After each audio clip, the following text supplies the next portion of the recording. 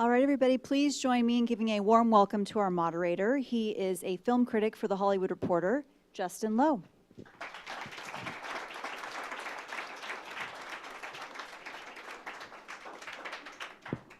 Hi, everyone. How did you like the movie? That's great.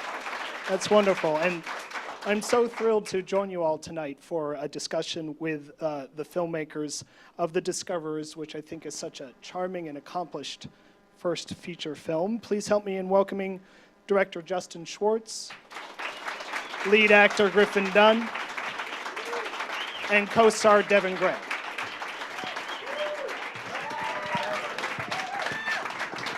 Wow. With an ovation like that, I think we're just going to wrap it up. Yeah, good night. Well, we'll try to top that if we can. Justin, I wanted to say that since the movie characters originate with the script, perhaps you could tell us a bit about how the characters of Lewis Birch and his family members emerged from the story that you wanted to tell. Well, it's great coming back to Los Angeles. I'm living in New York now, and I got lost a little bit getting here. And I drove past some of the coffee shops where I actually wrote the script. So it was, it's nice to sort of remember that moment. But for me, the film always started with the idea of family. I wanted to make a movie about fathers and daughters and fathers and sons. And there's a line that Griffin says in the film, you can't divorce your family even if you don't get along. And it was that idea of like how family can be your biggest source of strength, but the origin of all your problems at the same time. And it was just, that was sort of what I'd written that line in my notebook when I was just exploring ideas, and I said, this is something to explore. And then, I had wanted to do a story about an academic or someone who's like an obsessive kind of personality. And I'm trying to think of, it's the way that everything kind of comes together. It all makes sense to me, but when I then throw in historical reenactors and sort of all these other elements, for me it was, I also wanted to do a road movie, and so. And, I'd come across historical reenactors and thought they were this really interesting subculture because it's this mix of like community theater and kind of like citizen historians and like also like Etsy craftspeople in a way. I actually ended up, meeting with folks who do this and wanted to, understand the culture. But anyway, so then, I started building this family, and so Griffin's character came first, and and then in sort of the what happens when you start to, these characters start to speak to you in some way, and they sort of come to life on the page. And so the story began to coalesce around this character of Lewis Birch and your conception of his central set of conflicts and opportunities. Yeah, and I mean, I like the idea of this, like, for me, he's this guy who, it's the sandwich generation. It's someone who's like dealing with, being a father and at the same time, and struggling at that, being estranged from his kids in some way. Right. And also, being a son and having a rift, between his father himself. And it's this journey that, kind of forces them to confront each other in some way and grow, as they sort of journey across America. And in preparing to write this script, did you actually participate in any historical reenactments? I did not wear any furs myself. I see. But I did go to several reenactments, and I ended up making like an audio documentary about them that I shared with my actors, and when we were doing prep, which was, and I was actually really taken by a lot of their stories because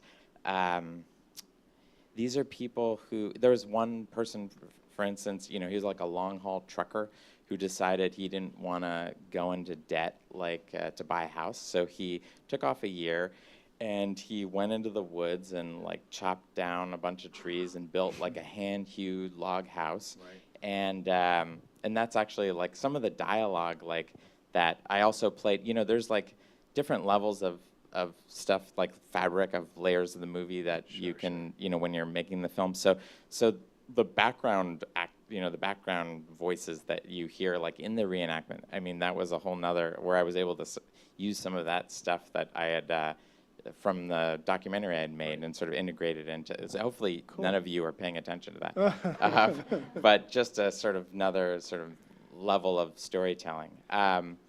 But no, I don't have any reenactor clothes in my closet, which is a question like all my actors asked. You know, it's just this idea of like people who will go into the woods, you know, and they'll shoot a deer and they'll tan the hide and they'll make their own clothes and they'll try to like imagine what it's like to like walk into, you know, to be part of something bigger than yourself. And see the world for the first time, which is something that is pretty admirable, you know. Well, if we think of Stanley's character, the opportunity hasn't completely passed you by yet, so. This is true. Griffin, can you tell us something about how this project happened to come your way and what your reaction was after first reading the script? Yeah, it came through my agent. Every now and then she comes through. And and certainly did in this. And yeah, it was a really great surprise. I mean, one of the biggest surprise besides the phone call was that the character was in his 50s and was the lead of the movie. You know, carried it all the way through. You know, and I hadn't had a part like that, you know, in a really long time. But then on top of that, it was a guy who was, you know, going through a midlife crisis and kind of was, even though he's a historian, this sort of feeling, being in this industry, not the most stable of industries, I could relate to, you know, the changing way that like popular culture, popular history was happening, and that this guy Lewis was sort of missing the boat. He was still writing, you know, his thesis of too many words, and he was out of touch with the times, and you know, and wondering, you know, if he was ever gonna like, you know, make his mark in the world, you know, and so you know, and I'm a father, and my kid is a smart ass, and so I had that to work with, and you know, there was wonderful family dynamic that I related to. That as he said, you know, you can't divorce your family. You know, there's this great poem by Philip Larkin called "They Fuck You Up," and they do not mean to, but they do, and it's just like it's like one, you know, the way you sort of pass on your problems to the next generation. I really love the father-son aspect of it. So yeah, I said, yeah, let's go. So it really made an impression. And it was going really on soon. several levels. Since we're all here among actors too, I can, it was going so soon, I could only assume that they've been to like 4 other people before me. It's just how we think, isn't it pathetic? But it's not true, is it, Justin? No, You're good. not at all. No, Griffin, I mean, so the tone of the film, and you've all seen it, and hopefully this rang true for you, is this sort of mix of like comedy and pathos, a kind of like melancholy comedy. And to me, like one of the things that's so great about Griffin as an actor and why he was our first choice is that he kind of like embodies that in a way. I mean, he has the ability to sort of like straddle both worlds, and you know, we didn't want someone who was going to play a sad sack, and so I knew Griffin has this kind of like vitriol in him, and this, you know, it's something that I've said a few times in some of these Q&As, and hopefully it won't get embarrassed, but this kind of like Buster Keaton-like physical comedy like aspect to it. There's like a great physical comedy, like physical comedy is very difficult, and especially to do it in like a, not in a like big broad way, but sort of in a more grounded human like naturalistic way. And I feel like that's something that is like really special and unique about Griffin's, his ability as an actor. Yeah, well, yeah, I'm embarrassed. So that's why, we had, that was why it was such a joy to work with Griffin and why he was, at the top of our list. Also, it was, when you have these roles of someone who's like, a professor who's sort of like dealing with this midlife crisis, we've seen a lot of actors do that kind of role. So, and one of the great things for me was that Griffin had been, mostly producing and directing for a while. So he wasn't, wasn't like, oh, it's just so-and-so doing that kind of role again. It was like a fresh take, and so we could see this actor who we remember from all of his great work before, but he's, grown up a bit, and now he's, and could fully live this part. And it's, yeah. It's true that physical comedy is such a big part of the comedy and pathos of the film, from the costuming to the historical, what do they call it? Not accuracy, historical accuracy. Yeah, accuracy. Well, there's a the far opposite be of it Farbies. from Right. far be it from accuracy. Right. But actually, there's another, like, thread counters is Right. another word that people right. use. And Devon, for you, was the comedy really clear to you in reading this script? Did this script come to you through the usual channels, or was there something special for you that really grabbed your attention? No, it was pretty usual. I was in New York doing press for another movie, and I had to put myself on tape for this movie that was shooting in New York for my LA agents. And I was like, well, shouldn't I just go in New York while I'm here? And they said, yeah, you can go up the street to this casting office I'd never been to before, and I'd never auditioned in New York for anything before. And so I was so intimidated. I was really sweaty. It was like summer, and I was on the subway, and I got lost a few times. And I got to the audition and went in and read, and then you came to the hotel lobby where I was staying doing press, and we like talked for an hour after. I think you saw my tape, because you weren't there or something. Is that? Yeah, what? I don't think you auditioned live for me. No, it was like on tape for the casting, but I was leaving the next day, so then we sat in the restaurant and talked for like an hour or something, and then I came back to LA and taped a few more scenes for you, and then eventually I convinced you to let me play the part. Sometimes that's what it takes. But for Justin, for you, the first time directing a feature-length film, what was this casting process that Devon's mentioning like for you? What types of attributes were you looking for to fill the roles of your cast members? Well, I'd made several shorts. I went to film school, so I'd been through the process, and I actually took acting classes myself. Like when after my first time directing actors, and I realized like that it's in order to be an effective director, I felt like I needed to do it myself, and I was a horrible actor. But just to feel what it felt like. And also I feel like all actors have like a different kind of language, and part of directing is like kind of finding that some people are Meisner and some people are method, and some people take a while to warm up, and some people are first take kind of people. But as far as the casting process, I mean, I had clear ideas of sort of like who the characters were, and then it's a matter of so Griffin, we offered the part to, but a lot of other actors, I would say most of the other actors came and read for us. And, it was great to see the sort of breadth of talent because we were mostly casting out of New York, New York talent. And so like Madeleine Martin I had never watched Californication, so I wasn't familiar with her work, but she came in and just, you can kind of tell actually, I mean, within the first like 30 seconds, like for you actors, I'm sorry that I know that you're probably working your heart out when you're doing auditions, but you can just, it's like an instantaneous, like visceral kind of thing, and you just feel like this is your character, and this is someone who is going to enhance and sort of elevate your role and bring something new to it. And, and then there's also about like chemistry of building a family. And then it was like, oh, will you believe that this, and I remember, Stuart Margolin came and read for us. And I think he had found out about it because he knew Griffin was in it and was a friend of Griffin's from the past. But again, it was like, when can feel it in the room. You know, and I pick like hard scenes for people to do, to just sort of show their range. And you know, I'm just trying to. For me, it was about. We had talked about a little, or you mentioned about comedy. I mean, for me, all of these actors kind of have a different shade of comedy in the way they work. And you know, for Devon, it's always kind of like this kind of naive innocence.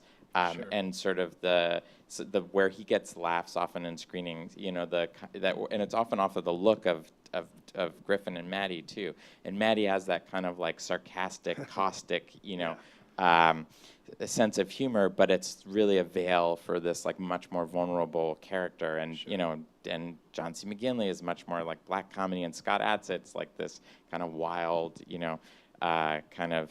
Upright Citizens Brigade kind of comedy. And David Rasche is like also like a comedy wizard. So it was great to just work with this breadth of comedy talents and people, and Becky Baker, you know, such a, like a folksy Judd Apatow kind of thing. But just to have, to be able to work with great actors. I mean, I think that's the dream of a director is, and that's what, you know, I think they said, who's the director who said this, that like 90% of directing is casting, and you know, that's where you're doing a lot of your work, right.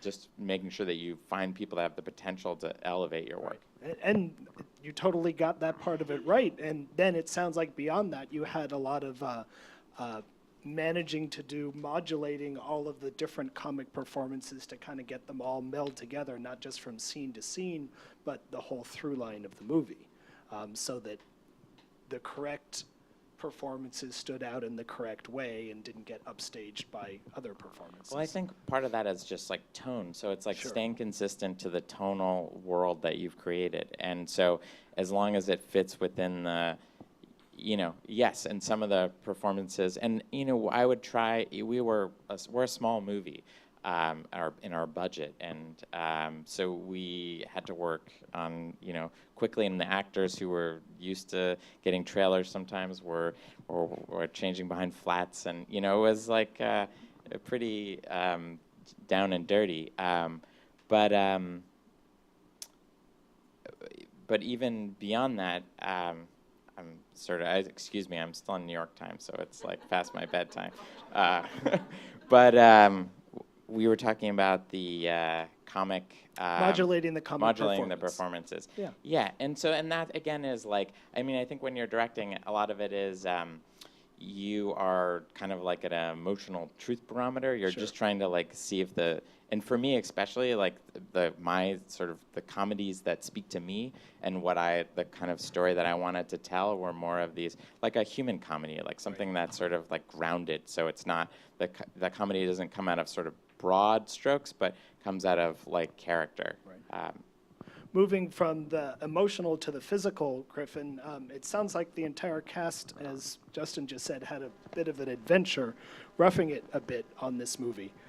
How many days were you shooting exterior scenes in period costume while moving through some fairly rural landscapes? And what other kinds of surprises did you discover in that process? Well, one, just when you think low budget is low, it actually can go lower.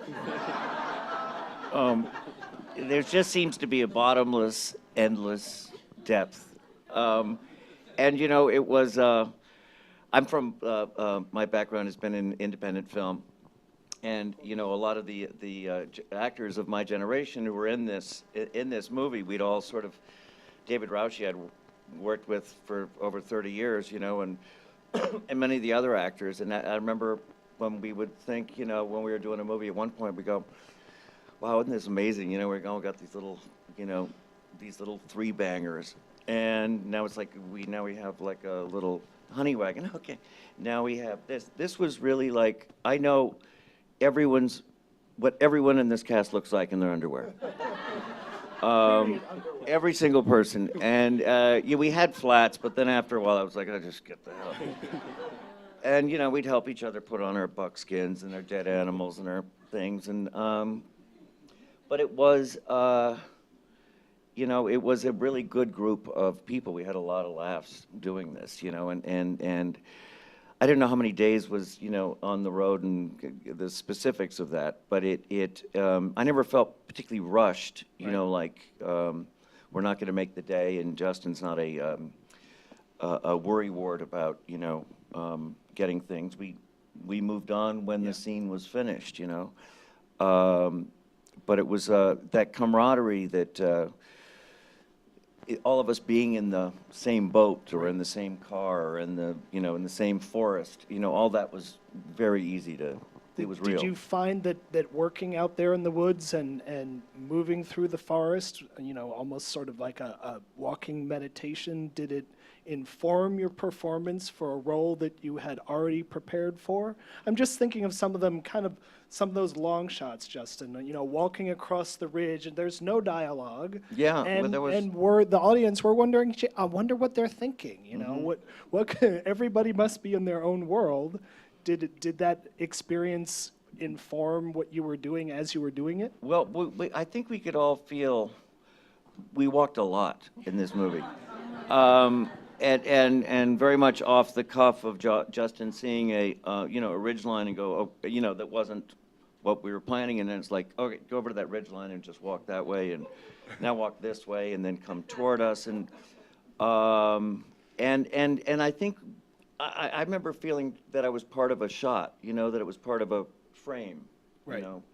So I understood exactly why I was doing it, and it was wonderful that he, you know, took the time to get it, because there are just so many wonderful sort of moving tableaus. Yeah, almost as if he was doing the assembly in his mind as he was calling those shots. Yeah. Because I mean, it makes for great cutaway and B-roll, because it's not at all wasted. It Right. so much informs the whole body of the Exactly, film. and nature is, you know, another character we're Yeah. sharing the screen with. Yeah, that definitely comes through. And Devon, for you, when you initially read the script, what was your impression about how the part differed from other roles that you played in the past? What did you feel would be some of the challenges you'd be facing in this particular part?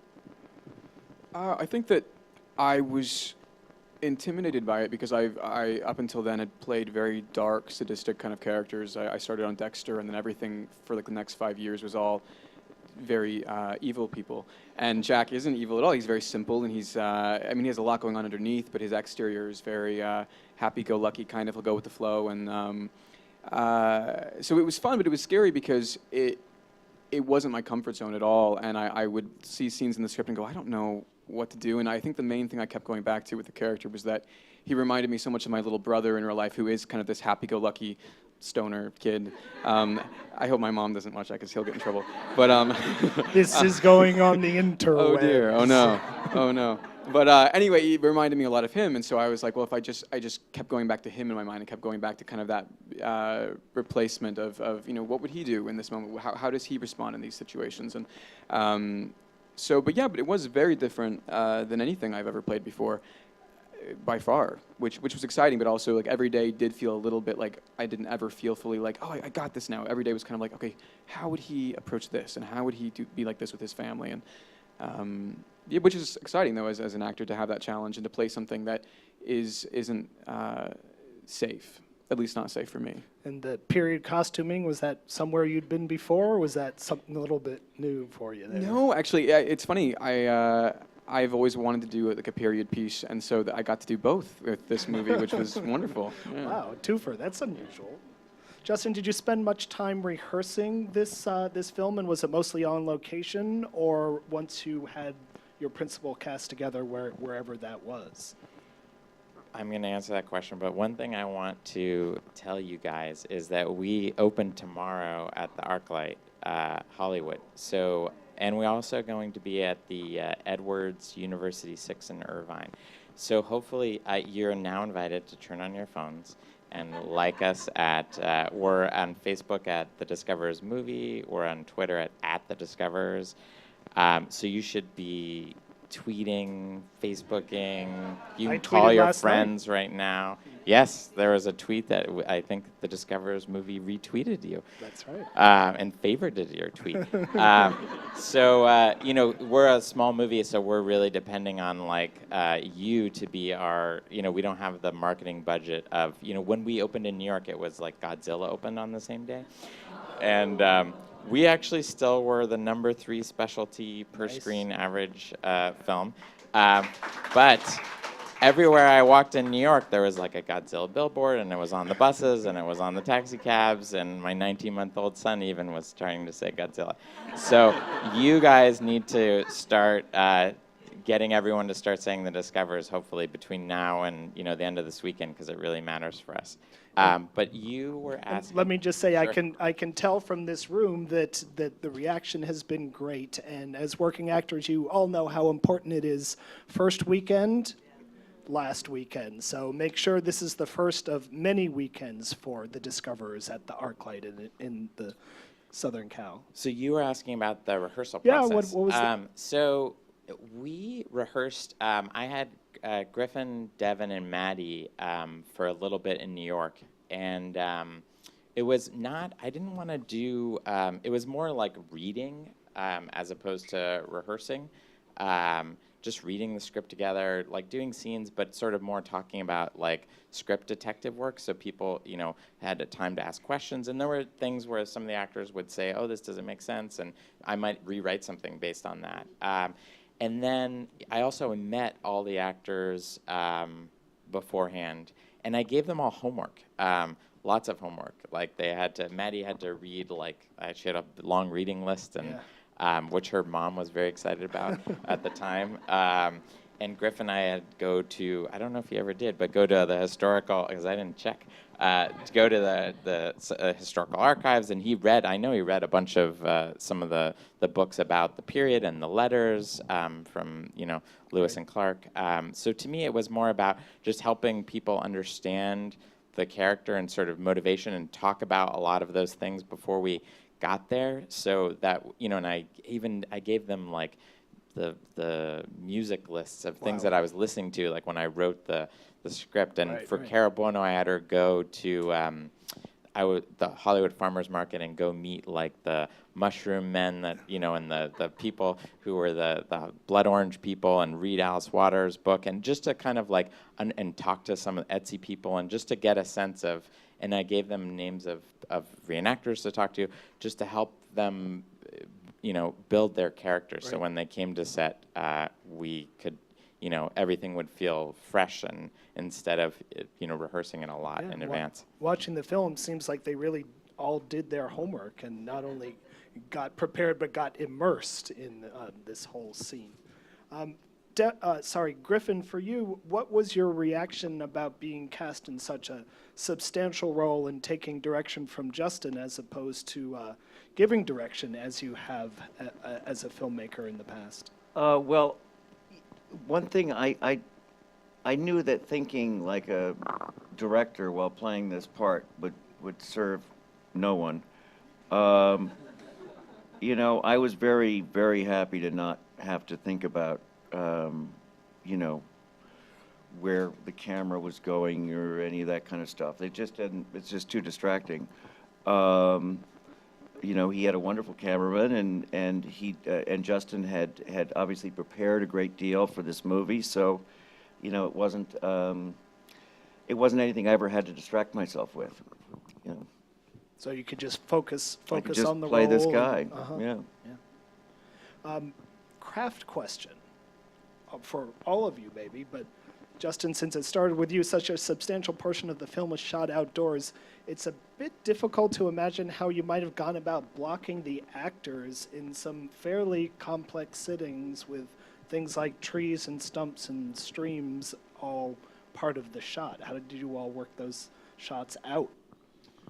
Well, one of the things I realized like really early on in scouting was I went through lots of woods, and I quickly realized like that I needed like woods that had like bare trunks, and I had depth so I could stage deep. And I knew that I wanted like the night scenes, for instance, I didn't want it to seem like, people out in the woods and it to seem like a horror film, like where, it's really dark. So it was about like using the tents as like bounce and using lanterns as, as a way to like fill the scene. But and then we did a lot of location scouting in advance and in fact we were like stitched together. I wanted it to seem like we were moving across like the country. So it was like we would, part of a scene might be like in one state park and then we'd do the other one and then, contiguous, like they might walk out of one and be in the other. And this was shot mostly or entirely in Pennsylvania? It was shot, the majority of the outdoor stuff is in Pennsylvania. We also shot in Chicago, and we also shot in Oregon for the end. But for me, it was always about like creating this, like it's a return to the pastoral story. So it's like started in the city, then going into the suburbs, then we're in the woods, and it's and it's that process of like leaving the city, that sort of getting stripped from your urban selves, that the characters can find themselves in a new way. Still seems awfully complex to me. You had a lot of elements to work with in every shot. I had these little toys actually that I'd done when I was in grad school. I started and people would make fun of me, but I have these little like some are dogs and some are spaceships, and I would block with them, and then I would had a car that was like a dolly, and that's how I would talk with my DP and my production designer about like designing shots, and then there are tools now where you can like have a viewfinder in your iPhone to like know exactly what lens you want to shoot with. And I had storyboarded and shot listed. But then once you get out there, you want to like react to what you see. And one of the great things about shooting in the woods is, and because it's so important that nature is a character, that they like the characters and the audience also get seduced by the natural world. I wanted to be open to like, that when you go in before first light, you can kind of wake up nature and kind of steal all that stuff. And so maybe like, and I remember one of our scenes, like the location that we had scouted, and it had washed away, like there were terrible rains, and so it was gone. So it was like, oh, well, I remember this other one I kind of liked. And so, we moved everybody, a mile away and, found something else. Right. And it worked out. Devon, a question from the audience for you. How did you get started in acting, and how old were you at that time? I started acting. I grew up in the UK, and I went to a few little acting conservatories while I was there for younger kids, and I didn't really know it was something I wanted to do for real until I moved to the States, and I didn't have any friends. I didn't know anybody, and I just sort of auditioned for random plays as a way to like meet people and make friends, and then that quickly turned into loving it and realizing this is what I wanted to do with my life if I could. And I got an agent in San Francisco. That's where I was living at the time. And then I did a play in San Francisco that got me an agent in LA. And then I moved to LA and started auditioning out here for about a year, and then got like a small role in a pilot that didn't go. And then I got Dexter shortly after that. And this was all when I was about 18. I think my first professional job was when I was 18. And yeah, so it was, that makes it sound so simple. It wasn't at all. It was really like a long, like many calls on the phone with my parents sobbing, being like, why am I here? This is so ridiculous. I'm not so, but it was, it was something I just knew. I was very purposeful when I was in that play in San Francisco. I was like, this is what I'm going to do, and I'm not going to stop until I'm doing this and making money at doing this. And it sort of became an obsession to like just make it happen. So. Griffin, for you, do you feel at all that appearing in this film, which wrapped when, 2012? When did you wrap, Justin? I don't even remember. Okay, IMDb says 2012. Okay. So, rewinding a little bit, do you have any sense that your appearance in this film might have contributed some momentum to your career? Because it seems like you've been doing a lot of projects since this wrapped a couple years ago. Yes. I've always, even when I was just starting out as an actor, I did not want to put all my eggs in just the acting basket. So I've always kind of had, for varying degrees of success and ups and downs, always tried to kind of juggle several things, so that I would, you know, it'll compensate for the times when, you know, I wasn't acting as much. It all came out of looking for something else was during the times of unemployment. But what's happened since this is, one, it's gotten me incredibly excited about acting again. Yeah. And, you know, I took some time off, and I was concentrating more on directing, but I've been so grateful, you know, to independent film and getting movies made is an entirely different sequence of events that you go through to get money, and so that's been more difficult. I've been directing more TV, but I've been really fortunate to be able to just draw from the acting, and I found that kind of being away from it in a real committed way, you know, I've aged. I mean, I've like, whoever I'm playing now 10 years is a totally different person You're a than different the actor character I now. was. You know, I kind of left, and I was like playing a guy who was, you know, having his first divorce, and now I'm playing Supreme Court judges. You know, I don't know.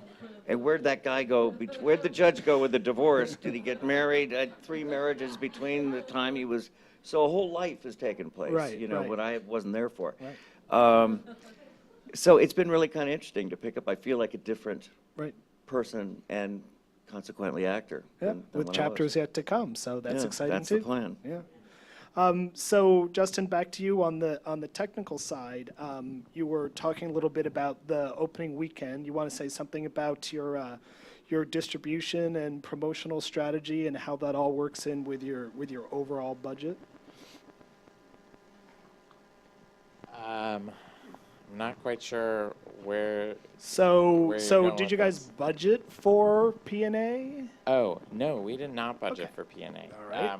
But we actually, so our story is we went on the festival circuit. We won several awards. Griffin won some awards. Devon won an award as well for his fine performance. And we got some distribution offers, and they had guaranteed us a theatrical, but they were mostly like digital oriented, and so we felt like this film was like you know, more of a it was made to be seen in a theater with an audience. So we ended up turning them all down. Wow, brave. And it was like on the eve of being in 8 film festivals in 1 month, and so we said, what if we like try to raise like P&A ourselves on Kickstarter?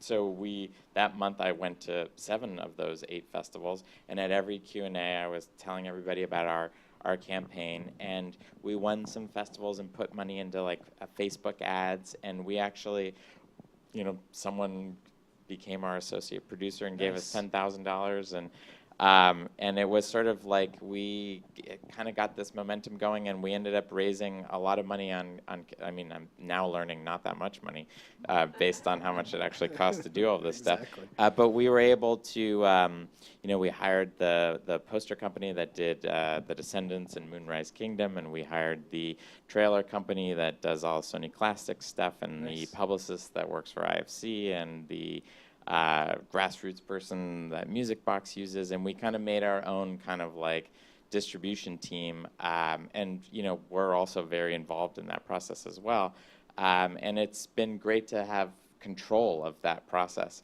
but it also means that we so much count on folks like you to help spread the word. And you have a lot more responsibility. Yeah, but we're also, I mean, this is part of like a slow platform release. So we're going to be here in LA. We're going to be in Oregon and in a bunch of in Portland and a bunch of cities in Oregon. We're going to be in Seattle. We're in Philadelphia. We're, you know, Arizona, Florida, all over the country. And you shot on film or on pixels? We shot on the Red camera. Nice. Very, very nice film look. But we, you know, knowing that we wanted to sort of work against that kind of like precision of digital, we used older lenses, and we, like all of the fabrics, in the film. And this was across all the creative departments. Like we aged all the fabrics in tea for the tents, and so it was the idea of like eliminating like a hard white, basically. And then also part of our like lighting scheme, where we started in the city and it was like top-down fluorescence, part of this aesthetic arc, going to the suburbs and it was sort of using incandescent, like Eggleston kind of warm, nostalgic light. Then when we were in the woods, it was like literally only elemental light. So it was like our gaffer would have like 12, candlesticks off of camera to get those eye lights, and and that was just a testament to like the amazing group of our creative team of Chris Bovell, who's our DP. There's another movie coming out, the Kelly Reichardt's movie as well this weekend. Kelly McGeehee, our production designer, who did What Maisie Knew, and the Ned Benson film that I can't recall the name of, that was just at Cannes, the one with Jessica Chastain. And so, it's again just getting the privilege of working with like an amazing group of people to help, elevate our budget so every cent is on screen. So it's really handcrafted piece. It really comes across that way. And I know we need to wrap things up, but somehow I expect this audience might be curious to hear from Griffin about your opportunity to perform opposite Cara Buono, given her stint on Mad Men and her substantial TV and feature appearances. Would you care to share that with us at all? Yeah, I thought Don Draper was crazy to have broken up with this woman. She was always my favorite wife, and girlfriend and mistress, all of them. She was my favorite one, and I'd never seen her before. Except on the show, and just thought she was incredible. So I was thrilled when she would be my whatever she was. I never really got to have Crush, that I scene I really wanted to have with her. But We all have regrets. yeah, that's one more thing to regret. But I loved working with her. She just is like got this great big open face smile.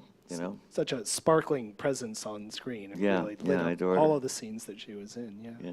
Well, I want to thank you guys so much, Justin, Griffin, and Devon, for joining us tonight, and the SAG Foundation for hosting this event. Thank you. Thanks very much, everybody. We're out. So the film plays better the second time, so hopefully we'll see you all tomorrow night. All right. Justin, are you going to be doing a Q&A at any Oh of the yeah, we're screenings? doing Q&As on Friday and Saturday, 7:45 shows. With Griffin and Devon? Yes.